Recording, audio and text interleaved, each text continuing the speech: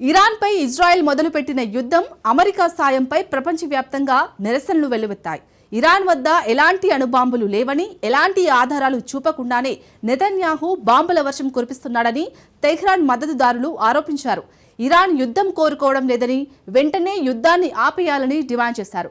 ఇజ్రాయెల్ను అంతం చేసే వరకు తాము నిద్రపోమని తెహ్రాన్లోని నిరసనకారులు తెలిపారు. పలు దేశాల్లో ఇరాన్, పాలస్తీనా జెండాలను ప్రదర్శించారు. ఇజ్రాయెల్, అమెరికాకు వ్యతిరేకంగా నినాదాలు చేశారు. ఇరాన్ విధ్వంసాన్ని ఒప్పుకోమన్నారు. ఇరాన్ దాడులను కూడా కొందరు తప్పుబట్టారు. ఇరాన్ ప్రజలకు శాంతి కావాలని పిలుపునిచ్చారు. యాంటీ ఇజ్రాయెల్ నిరసనల వెల్లువ.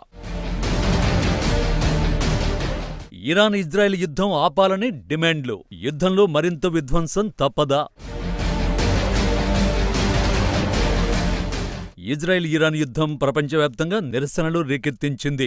ఇరాన్పై చేసిన ఇజ్రాయెల్ ముందస్తు దాడుల్ని చాలామంది ఖండించారు. ఒకవైపు ఇజ్రాయెల్కు వ్యతిరేకంగా నిరసనలు కొనసాగుతుంటే, మరోవైపు ఇజ్రాయెల్కు మద్దతుగా యుద్ధంలోకి ఎంట్రీపై అమెరికా పరిశీలిస్తోంది. తాజాగా టెహ్రాన్లో ఇజ్రాయెల్కి వ్యతిరేకంగా ప్రజలు పెద్ద ఎత్తున నిరసనలకు దిగారు. అమెరికా ఇజ్రాయెల్ జెండాలను దహనం చేశారు. ఇజ్రాయెల్కు వ్యతిరేకంగా నినాదాలు చేశారు. శక్తివంతమైన తమ కమాండర్లు వీరమరణం పొందారని ఇరాన్ ప్రజలు చెబుతున్నారు. ఇజ్రాయెల్ అంతమే తమ పంతమని నినదిస్తున్నారు. ఇజ్రాయెల్ను ఎట్టి పరిస్థితుల్లోనూ వదిలేది లేదంటున్నారు. ఇరాన్ అనుకూల దేశం లెబనాన్ రాజధాని బీరుట్లోనూ నిరసనలు వెల్లువెత్తాయి. శుక్రవారం ప్రార్థనలు ముగిసిన తర్వాత పెద్ద ఎత్తున ప్రజలు వీధుల్లోకి వచ్చి ఇజ్రాయెల్, అమెరికా దేశాలకు వ్యతిరేకంగా నినాదాలు చేశారు. ఇరాన్కు అనుకూలంగా నినాదాలు చేశారు. Iran supreme leader Ayatollah Ali Khamenei ఫోటోలను, ఇరాన్ హిజ్బుల్లా జెండాలను ప్రదర్శించారు. ఇరాన్ ప్రజలకు మద్దతుగా తాము నిరసనలు చేపట్టినట్టు లెబనీస్ ప్రజలు చెప్పారు. ఇరాన్పై ఇజ్రాయెల్ దురాక్రమణను ఆపాలంటూ డిమాండ్ చేశారు. అమెరికాలోని వైట్ హౌస్ సమీపంలో ఇరాన్ మద్దతుదారులు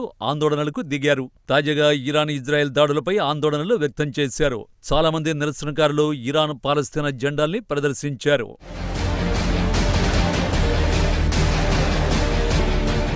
వైట్ హౌస్ ఎదుట ఆందోళనకారులు ఇరాన్కు మద్దతుగా ప్లకార్డుల్ని ప్రదర్శించి అమెరికా, ఇజ్రాయెల్కు వ్యతిరేకంగా నినాదాలు చేశారు. పశ్చిమాసియాలో అమెరికా, ఇజ్రాయెల్ మిలిటరీ చర్యలను పూర్తిగా ఆపేయాలని డిమాండ్ చేశారు. జయోనిస్టు పాలకుల ఉగ్రవాదం పాలస్తీనియాను దాటి ఇరాన్ వరకు విస్తరించిందంటూ ఆరోపించారు. ఇజ్రాయెల్ దాడులు సిగ్గుచేటని విమర్శించారు. నిన్నటి వరకు పాలస్తీనాను భయపెట్టిన ఇజ్రాయెల్ ఇప్పుడు ఇరాన్ ప్రజలను భయపెట్టేందుకు యత్నిస్తోందని మండిపడ్డారు. తాము ఇరాన్లో యుద్ధాన్ని కోరుకోవడం లేదని ఇరానియన్ జాతీయులు చెప్పారు. తమ దేశాన్ని ధ్వంసం చేయడాన్ని అస్సలు ఒప్పుకోమన్నారు. ఇరాన్ వద్ద అణుబాంబులు ఉన్నాయని బెంజమిన్ నెతన్యాహు అనుకుంటున్నాడని, అది నిజం కాదని అన్నారు. ఎలాంటి ఆధారాలు లేకుండానే ఇరాన్పై బాంబులతో ఇజ్రాయెల్ ప్రధాని దాడి చేస్తున్నట్టు ఆరోపించారు. ఇక అమెరికాలో ఇరాన్ మద్దతుదారులకు వ్యతిరేకంగా ఇజ్రాయెల్ అనుకూల మద్దతుదారులు కూడా నిరసనలకు దిగారు. ఇరు వర్గాలు వాదోపవాదనలకు దిగారు. హాలీవుడ్ హోమ్ల్యాండ్ లాస్ ఏంజల్స్ లో ఇజ్రాయెల్ ఇరాన్ యుద్ధంలో అమెరికా జోక్యం వద్దంటూ ఆందోళనలు చేపట్టారు. ఇరాన్ తమ మాతృభూమి అంటూ ఆందోళనకారులు తెలిపారు.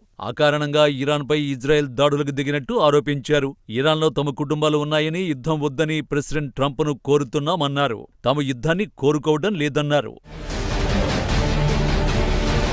మలేషియా రాజధాని కౌలాలంపూర్లోనూ ఇజ్రాయెల్ ఇరాన్ యుద్ధానికి వ్యతిరేకంగా ఆందోళనలకు దిగారు. గాజాలో హమాస్కు, ఇరాన్కు వ్యతిరేకంగా ఇజ్రాయెల్ చేస్తున్న దాడులకు అమెరికా మద్దతునివ్వడాన్ని నిలదీశారు. ఇరాన్, పాలస్తీనా జెండాలను, పోస్టర్లను ప్రదర్శిస్తూ ర్యాలీలు నిర్వహించారు. కౌలాలంపూర్లోని అమెరికా రాయబార కార్యాలయం వద్దకు చేరుకుని నిరసనలు తెలిపారు. ఇజ్రాయెల్ ప్రధానమంత్రి బెంజమిన్ నెతన్యాహును అరెస్ట్ చేయాలని డిమాండ్ చేశారు. యుద్ధంలోకి అమెరికా ఎంట్రీ ఇస్తే మూడో ప్రపంచ యుద్ధంగా మారుతుందని ఆందోళనకారులు ఆరోపించారు. యుద్ధంలో అమెరికా జోక్యం చేసుకోమని చెబుతున్నా ఇజ్రాయెల్కు సహాయం అందిస్తోందని విమర్శించారు. ఇక కెనడాలోని టొరంటో సిటీ హాల్ వద్ద ఇరాన్ జాతీయులు నిరసనలు తెలిపారు. ఇరాన్, ఇజ్రాయెల్ మధ్య కాల్పుల విరమణకు పిలుపునిచ్చారు. తెహ్రాన్ నుంచి గాజా వరకు యుద్ధాలు వద్దంటూ నినదించారు. ఇరాన్లో శాంతియుత పరిస్థితులు నెలకొనేలా చేయాలని డిమాండ్ చేశారు. ఇరాన్, గాజాల్లో తమ కుటుంబాలు, స్నేహితులు ఉన్నారని, వారు క్షేమంగా ఉండాలంటే యుద్ధం ఆపాలన్నారు. తమ బంధువులు టెహ్రాన్లో చిక్కుకుపోయారని, వాళ్లకు గ్యాసు, నీళ్లు లభించక కష్టపడుతున్నట్టు వాపోయారు.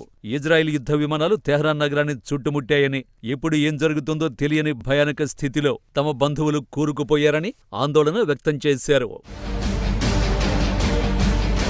పౌర ప్రాంతాలపై దాడులు చేయడం లేదని ఇజ్రాయెల్ చెబుతోందని, కానీ తెహ్రాన్లో నివాస భవనాలపైనే దాడులు జరుగుతున్నాయని ఆరోపించారు.